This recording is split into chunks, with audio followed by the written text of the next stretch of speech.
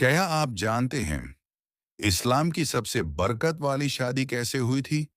यह वाकया है एक पाक और बरकत वाली शादी का, जो हुई थी हजरत मोहम्मद सल्लल्लाहु अलैहि वसल्लम और हजरत आयशा रदी अल्लाह अन्हा के दरमियान। Voice over. ये रिश्ता अल्लाह की तरफ से था और इस पाक रिश्ता को कबूल करने में हजरत अबू बकर रजी अल्लाह अन्हा को बहुत खुशी हुई। ये निकाह बहुत सादगी के साथ हुआ, न कोई शौर शराबा, न कोई दिखावा, सिर्फ बरक़ात और रहमत थी। यह रिश्ता सिर्फ एक शादी नहीं था, बल्कि इल्म, मोहब्बत और दीन का एक खूबसूरत सफ़र था।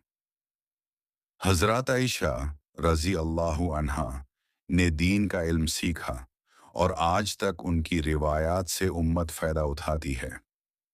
यह रिश्ता हमें सिखाता है कि सादगी, मोहब्बत और दीन ही असल खुशी है।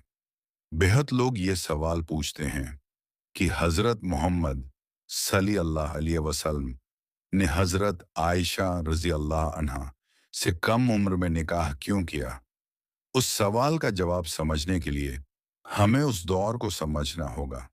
7वीं सेंचुरी अरब में अर्ली मैरिजेस आम बात थी और यह सिर्फ अरब तक सीमित नहीं था।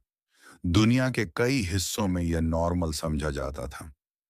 उस वक़्त लोगों की मैच्योरिटी आज के मुकाबले में अलग तरह से देखी जाती थी। एक और ज़रूरी बात, निकाह और रुखसती एक ही चीज़ नहीं होती। रिवात के मुताबिक निकाह पहले हुआ और रुखसती बाद में हुई। मुस्लिम अक़ीदे के मुताबिक ये रिश्ता अल्लाह की तरफ से तय हुआ था। हज़रत आयशा राज़ी अल्लाहु अन्हु इस्लाम की सबसे बड़ी स्कॉलर्स में से एक बनी। लेकिन आज के दौर में हम अक्सर पुराने वाक़ियत को अपने आज के नज़रिए से देखते हैं, जबकि हर दौर की अपनी सोच, अपनी रिवायत और अपनी समझ होती है।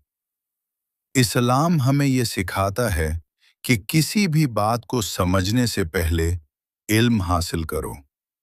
सिर्फ सुनी सुनाई बातों पर यकीन कर लेना अक्सर गलत फहमियां पैदा करता है। हज़रत आयशा की जिंदगी इल्म, हिकमत और समझ का बेहतरीन मिसाल है।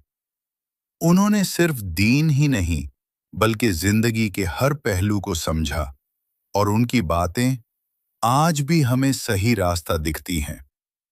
उनका मकाम इतना बुलंद था कि बड़े-बड़े सहाबा भी उनसे इल्म हासिल करते थे। ये साबित करता है कि ये रिश्ता सिर्फ एक निकाह नहीं था, बल्कि उम्मत के लिए रहमत था। हर चीज में हिकमत होती है, बस जरूरत होती है उसे समझने की। अगर हम दिल और दिमाग खोलकर देखें, तो हर सवाल का जवाब मिल सकता है, मगर शर्त यह है कि हम सच जानने की नीयत रखें, न कि सिर्फ तनकीद करने के लिए या गलत समझने के लिए।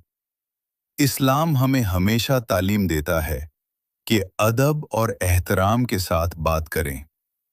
ये वाक़या हमें ये सिखाता है कि हर चीज़ को उसके दौर में समझो और दीन को इल्म के साथ अपनाओ।